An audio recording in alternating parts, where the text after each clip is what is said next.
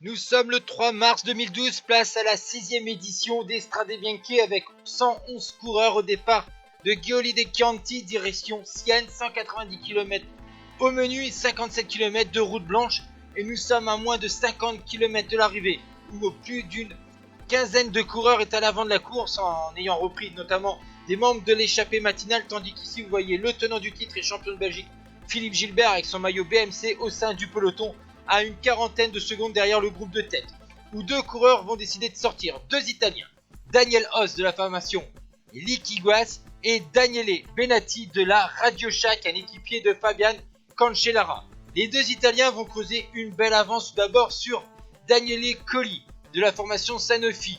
Le coureur italien de chasse lui va être repris ensuite par le gros groupe de derrière, tandis que les deux devant vont collaborer.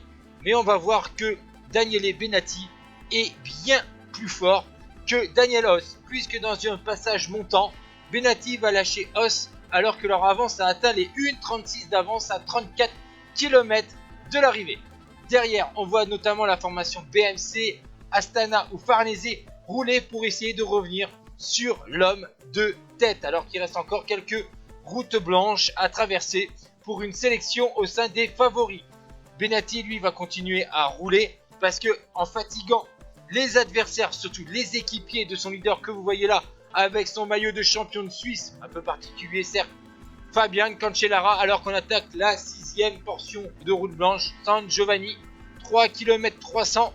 Et là, on va voir que l'écart va continuer à rester dans les mêmes eaux d'1 minute 30, tandis que derrière, on va continuer à rouler pour revenir sur Daniele Benatti. Mais l'Italien va commencer un petit peu à piocher parce que à l'avant de la course, sur ces routes blanches difficiles, c'est jamais vraiment plat. Derrière, on voit même que Alessandro Ballan, l'Italien, deuxième en 2008 et 2011. D'ailleurs, il ne faut pas oublier qu'il a fini également 4e de Milan-San Remo et 6e de Paris-Roubaix en 2011. Il décide d'accélérer le rythme derrière. Et là, on va arriver sur une des parties les plus difficiles, les 2 km 400 du Colle Pinzuto, où là, c'est Greg Van Avermaet, l'équipier de Ballan de la BMC, vainqueur de Paris-Tours en 2011, qui décide de sérieusement accélérer. Le Belge va réduire de plus de moitié l'avance de Daniele Benatti. Benatti commence sérieusement à avoir les jambes lourdes et il est repris à 16 km de l'arrivée par le groupe de chasse avec notamment les BMC et les Astana en force, tandis que Fabian Cancellara, lui, est resté tranquillement caché au sein de ce groupe. Vous voyez notamment des coureurs comme Reda, Kruziger, Iglinski, Giannini, Van Avermaet, Ballan ou encore Kruziger, Reda, Favilli, Van Sumeren, etc., etc. Alors que vous voyez que d'autres coureurs comme Visconti, eux, sont lâchés car nous arrivons dans le dernier secteur de route blanche, la Tolfe, 1100 mètres. Comme je vous ai dit sur les vidéos précédentes, c'est une partie particulière puisque d'abord c'est en descente et ensuite on attaque un bon mur où Greg Van Avermaet a accéléré dès le pied de ce mur avec des passages à plus de 15%.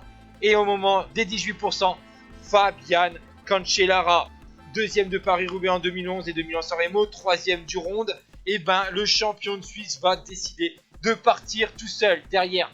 Vous voyez que la chasse essaye de s'organiser, Kruziger essaye de revenir sur le groupe où figure son leader Maxime Iglinski qui a remporté l'édition 2010, ancien champion du Kazakhstan en 2007.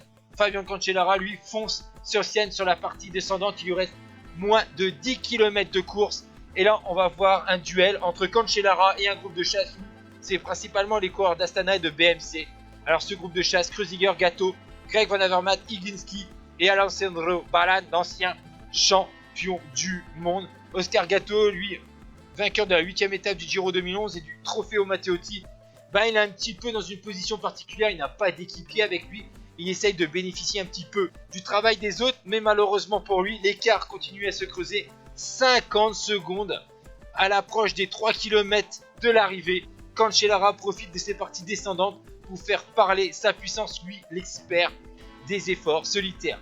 L'écart approche même la minute à l'approche du dernier kilomètre. Ça sent vraiment pas bon pour le groupe de chasse, où Ballan sait que c'est foutu. Nous sommes dans la route qui monte vers la Piazza del Campo avec ses passages à plus de 18% sur des pavés. Cancellara, lui, peut gérer tranquillement ses finales, tandis que derrière, Ballan essaye de faire la sélection dans le groupe de chasse. Et Fabien Cancellara, lui, remporte pour la deuxième fois ces Strade Bianche. Derrière, un trio avec Iglinski, Gatto et Balan s'est constitué et c'est Maxime Iglinski de la formation Astana qui finit deuxième devant Oscar Gatto et Balan, Van Avermaet 5ème, Kruziger 6ème, 7ème Reda, 8ème Giannini, 9ème Family, 10ème Van Sumeren. Ciao tout le monde.